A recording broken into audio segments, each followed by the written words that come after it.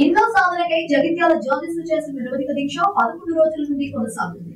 ఈ మేరకు తమ సమస్యలను ఏకరువు పెడుతూ జర్నలిస్టులు జగిత్యాల పాత బస్టాండ్ చౌరస్తా నుండి ఆర్టీఓ కార్యాలయం వరకు అర్ధనగ్న ప్రదర్శనతో ర్యాలీ నిర్వహించారు. అర్ధనగ్న ప్లకార్డులు మెడలో వేసుకుని నిలిచిన ఈ సందర్భంగా జర్నలిస్టుల సంఘం జిల్లా అధ్యక్షుడు చిల్లి శ్రీనివాసరావు మాట్లాడుతూ జర్నలిస్టులకు న్యాయపరంగా దక్కాల్సిన ఇళ్ల స్థలాల కోసం గత 30 సంవత్సరాలుగా పడిగాపులు కాసే పరిస్థితిని ప్రభుత్వం ప్రజాప్రతినిధులు తీసుకువచ్చారని ఆవేదన వ్యక్తం చేశారు. వృత్తిపరంగా సమాజంలో గౌరవప్రదంగా ఉండే జర్నలిస్టులు అర్ధనగ్న ప్రదర్శన చేయాల్సిన పరిస్థితిని తీసుకువచ్చిన ప్రభుత్వం ప్రజాప్రతినిధులు సిగ్గుపడాలన్నారు. ఇప్పటికైనా ప్రభుత్వం కళ్ళు తెరిచి తమ న్యాయమైన సమస్యలు పరిష్కరించాలని కూడా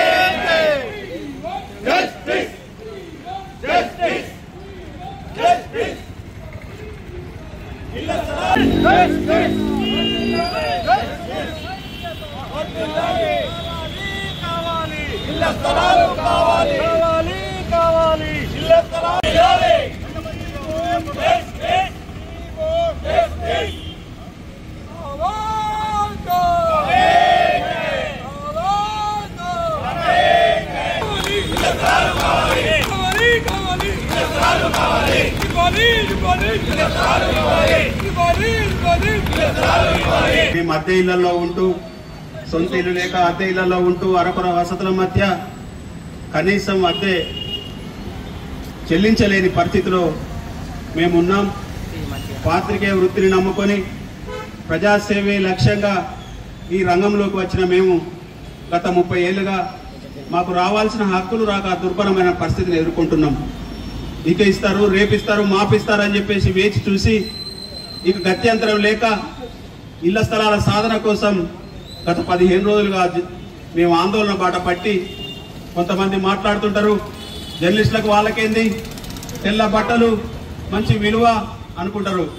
అయ్యా, మా తెల్ల బట్టల వెనుక మా బాధ ఏందో ఒకసారి మీకు చూపించాలనే ఈరోజు అర్ధనగ్న ప్రదర్శన కార్యక్రమాన్ని ఏర్పాటు చేసుకున్నాం. ఇక మీరు అట్లనే కూర్చొని మేము ఇట్లనే చూస్తాం భాగవతాన్ని అన్నట్లుగా మీరు వ్యవహరిస్తే మా కార్యక్రమాలను ఉధృతం చేస్తాం.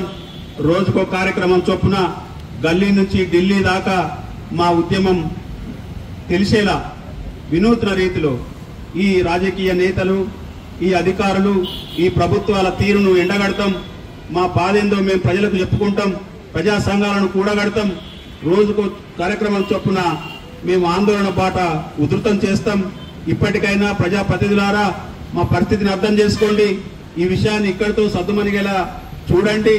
ఇంతింత వరుడింతే అన్నట్లు మేము తలుచుకుంటే ఇప్పుడు ఈ రోజు ఓన్లీ జగిత్యాల పాత్రికేయులమే ఈ నిరసన దీక్షలో కూర్చున్నాం. జగిత్యాల జిల్లాలోని 20 మండలాల పాత్రికేయులను తీసుకొచ్చి ఇక్కడ కూర్చుండబెడతాం. మా సత్తా ఏంటో కూడా చూపిస్తాం. అయ్యా, మేము శాంతియుతంగా పోతే ఇంతే కదా అని మీరు అనుకుంటున్నారేమో. మేము ఒకసారి ఉద్యమాన్ని ఉధృతం చేస్తే పరిస్థితులు వేరేలాగా ఉంటాయి. మీరు అర్థం చేసుకోండి. మేము ఏదో గొంతమ్మ కోరికలు కోరడం లేదు. మాకు రాజ్యాంగం కల్పించిన హక్కు అది.